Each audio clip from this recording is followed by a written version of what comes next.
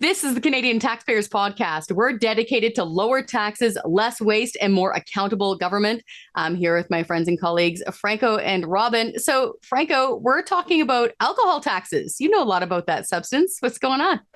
Well, I certainly know a lot about beer. I'm getting to know a lot more about the beer taxes, unfortunately, because the gentleman who's joining us, we were in Ottawa very recently having a few pints, and Robin was telling me just how much taxes we were paying every time we ordered a pint, and I stopped wanting to order pints. So, Robin, and why don't you break it? Did you stop dancing too, or would you stop ordering beer? No, just the beer. So, Robin, why don't you break it down for our listeners, just how much taxes they're paying every time they get a pint? Yeah, for sure. Thanks, Franco and Chris. Sorry to be the bearer of bad news because it is shocking the amount, the burden of taxes on beer, wine, and spirits in Canada. It's among the very highest in the world. So I think the example I used when we were having some pints was in Prince Edward Island, which is sort of a typical example. If any of our viewers or listeners were in PEI this summer, hitting the beach, grabbing a case of beer. The taxes they paid on that case of beer in Prince Edward Island were more than the actual case of beer at a retail outlet in 25 American states. So you're paying more in beer tax than for beer in the US. It's a shocking figure. You know, that number is similar across other provinces as well.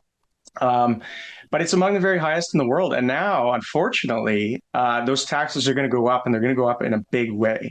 The Trudeau government has brought in an escalator tax on excise on beer, wine, and spirits. So at an alcohol manufacturing facility, the federal government charges the excise tax at point of manufacture.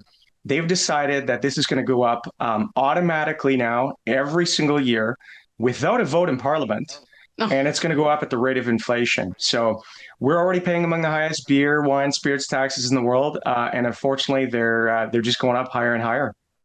Bloodsuckers. So they'll get it out of you however they can. Now, you said that was shocking. You said that, so Islanders, Prince Edward Islanders, if they buy like a case of Keith's or whatever, and they're hitting the beaches, their tax bill was more than our American friends pay for the actual case of beer. So that sounds like a lot, but can you break that down? Like, tell us, like, what are the numbers saying? What are the percentages here? Like, how much are they getting screwed on their beer taxes there? Absolutely. A lot. Okay. They're getting screwed big time. So basically, you know, in Canada, sort of an average across the board, about 50% of the price of beer is tax. 50? Half? 50, half. Yeah, half of that case of beer is taxed at your retail store. So, you know, as if that's not bad enough, what about your favorite bottle of wine? That's 60 to 65% tax. Insane. Maybe you enjoy just, sipping a fine Canadian whiskey, 80% tax. So 80? Okay, sorry to interrupt, but I don't think a lot of people know this. That's a lot. 80? It's shocking. People don't know this. Yeah. And we are among the highest tax burden in the world. So, you know, if we unpack that a little bit more, let's go back to that PEI example for a second. Case of beer there, the tax burden in PEI is about $26 a case. To use another example, in Oregon, if you're buying the same case of beer in Portland, it's $2. So $26 versus $2, that's the spread. The average tax burden across Canada is about $20 a case. And in the US, it's about $4. Those taxes in the US federally and at the state level are going down. In Canada, they're going up. So up and up and up, you know, and if you look at, again, that fine bottle of Canadian whiskey, say in Ontario, for example, where there is a lot of production, you know, that $28 bottle of whiskey on the shelf is over $22 in tax. That's the level of this egregious tax burden on these products in Canada.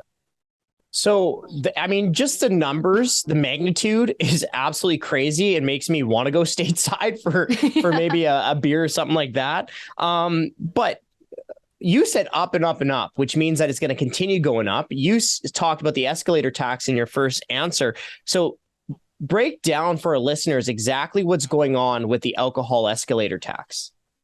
Sure thing. So it's interesting that the Trudeau government brought this in the 2017 budget. So it's in fact been around for a few years.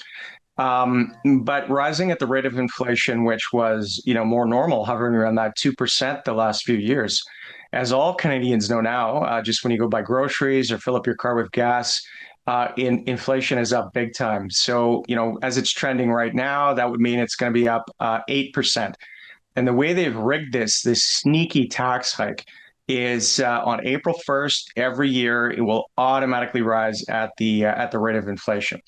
It sets a terrible precedent. It's undemocratic. And as we were looking into this, it was fascinating to see that, as Yogi Berra said, it's like deja vu all over again, because the Trudeau senior government did this exact same thing in the early 80s in Canada. And it was devastating. It's several distilleries couldn't handle it in Canada. They had to close their doors, creating a huge burden. And so here we're doing it again, where we see, again, deja vu. It's high federal spending, record deficits, record spending, and the government's just looking for how they can raise taxes sort of anywhere. So they're doing this in a sneaky way without even voting on it in Parliament. And it obviously these liquor taxes hurt consumers. As mentioned in the 80s, and now this hurts all the brewers, vintners, and distillers in Canada, who employ tens of thousands of Canadians and contribute billions to the Canadian GDP. It hurts restaurants, bars, and hotels, the hospitality sector that's been, incredibly burdened the last few years of the roller coaster of pandemic rules as they're trying to come back. And I'm in Saskatchewan here today. Farmers, it's gorgeous blue sky outside. Harvest is underway. So it's farmers who grow the rye, the corn, the barley, and the wheat for this important market. These world-class products we're producing. So, this is undemocratic. There's no accountability here, and it just raises that burden, making our industry uncompetitive, hurting consumers at the same time. That's just awful. Actually, I just got back from a friend's wedding, and he got married in a vineyard in the Comox Valley. And I spoke with the owner of the vineyard, and they're struggling because, of course, for the past 2 years, it's been locked down this and can't taste that and can't touch this. Yeah. And so, yeah, they're really getting nailed. And now they're getting nailed with this escalator tax. And then you drive through the Okanagan on the way back to Alberta. The vast majority of it now is vineyards. Like, this is a huge part of the economy. So we know it's awful here in Canada. I'm still surprised by those numbers you gave me. I knew them a couple of years ago, but then when you repeat them, it's nuts. How do we compare around the world, though? Like, where are we on the scale when you look on the map of the earth when it comes to these alcohol taxes? Yeah, well, again, it's shocking for sure. The burden is so much lower in the U.S. and only going lower. The burden is so high here, and it's only going up, which just topsy turvy. It makes no sense. But yeah, that's a good question. In your analogy, the Okanagan, in Europe, in all those great wine producing regions around the Mediterranean, half of the EU has zero excise tax on wine production. Zero. So how does that hurt the competitiveness of those great wineries, world class in the Okanagan and other regions of Canada, for that matter? On beer, our burden is about a 3 times higher burden here in Canada versus Europe, and that includes those big beer producing countries like Germany, where their excise tax on beer is about $13 a hectoliter, and in Canada right now it's $35, $36 a hectoliter. It's 3 times higher here. Exceedingly higher than Europe, exceedingly higher than the U.S., and yet going up now at the rate of inflation in this undemocratic tax hike. It's going to devastate some of these sectors even further. The alcohol taxes that you're describing here in Canada are absolutely outrageous, but I think this fits into kind of a bigger story here, right? Because we have seen many other tax increases during the pandemic while inflation is taking off. So let's talk broader here. What can taxpayers do to push back against these tax hikes that we've been seeing? That's right. We've already seen liquor taxes rise 3 times during the pandemic, and that's before this huge inflation indexed liquor tax hike is going to kick in a few months here on all Canadian beer, wine, and spirits. You're right, Franco. We've seen CPP and EI premiums go up, payroll, property taxes go up. Of course, the carbon tax continues to go up. They continue to push that, so that's driving up fuel costs. grocery bills. It's driving up the cost of everything. That's a huge problem. So now when they're bringing in I don't think politicians think Canadians we're gonna notice this. This is one of the issues that consumers wouldn't notice, this kind of hidden tax on a tax. There's the federal excise tax, there's provincial liquor taxes, consumption markup, and then there's those tax on the taxes like the federal sales tax, provincial sales taxes. But the precedent with this escalator tax on excise taxes is dangerous in a sense too, that they could apply this to all sorts of other taxes. What does that mean for Canadian taxpayers and consumers? So I think taxpayers and consumers on this one, they need to let politicians know they're aware, and they can't keep running up their bar tabs like this. The escalator tax needs to be repealed. Excise taxes need to be reduced. And then the provinces need to follow suit and lower their equally high tax burdens at the provincial level.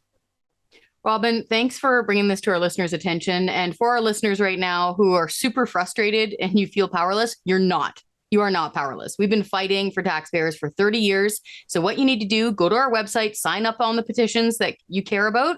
We're building the army to push back on this nonsense. And then you can pick up the phone and start an email campaign against this stuff. If we all push hard in one direction, they will back down. Thank you, fellas. Absolutely. Thank you. Bottoms up. Hi, I'm Scott Hennig, President of the Canadian Taxpayers Federation. If you've got another minute, I'd like to ask you to think about the one person you know that would really enjoy listening to this podcast. Do us a favor and do them a favor and send them a quick note to let them know about it. At the Canadian Taxpayers Federation, we believe there is power in numbers.